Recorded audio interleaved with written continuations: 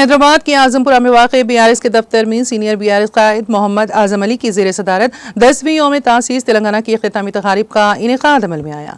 तेलंगाना रियासत की दहाई की तक़रीबात की इख्तितामी तक़रीब के एक हिस्से के तौर पर मुनक़दा इस तक़रीब में बीआरएस रुकन कानून साज कौंसिल व साबिक़ वज़ीर दाखिला मोहम्मद महमूद अली ने कौमी परचम लहराने के अलावा बीआरएस का पार्टी परचम भी लहराया।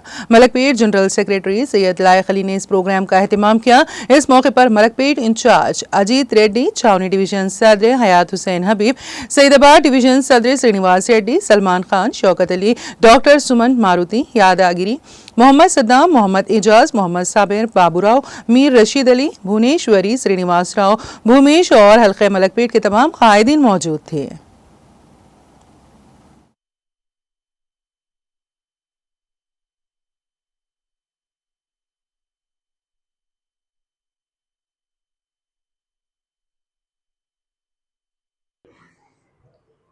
आज आजमपुरे में टीआरएस के तमाम कायदीन जमा हुए हैं क्योंकि आज का प्रोग्राम फ्लैग हास्टिंग का प्रोग्राम है।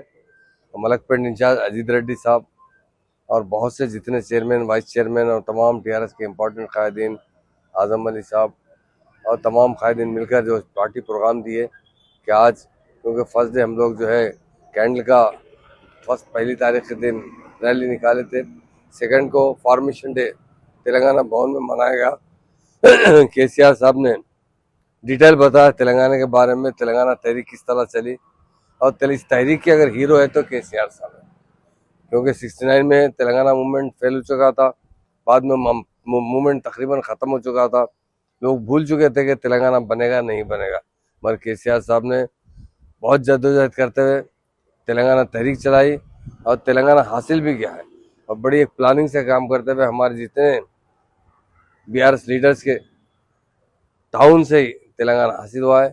तेलंगाना का फॉर्मेशन डे कल मनाया गया है। आज सेकंड डे फ्लैग हास्टिंग दिया गया हर पार्टी हेड ऑफिस पे या कॉन्स्टिट्यूंसी हेड ऑफिस पे। आज वो प्रोग्राम आज किया गया। इसके लिए तमाम मेरे पार्टी के तमाम कायदीन का मैं शुक्रिया अदा करता हूँ कि आज इस प्रोग्राम में आप लोगों ने शिरकत की है। और तेलंगाना पार्टी, बीआरएस पार्टी यकीनन 9.5 साल इक़्तिदार में थी। हिंदुस्तान में अगर सबसे अच्छा इक़्तिदार किसी का गुजरा है तो बीआरएस पार्टी का गुजरा है और हम आज अपोजिशन में हैं।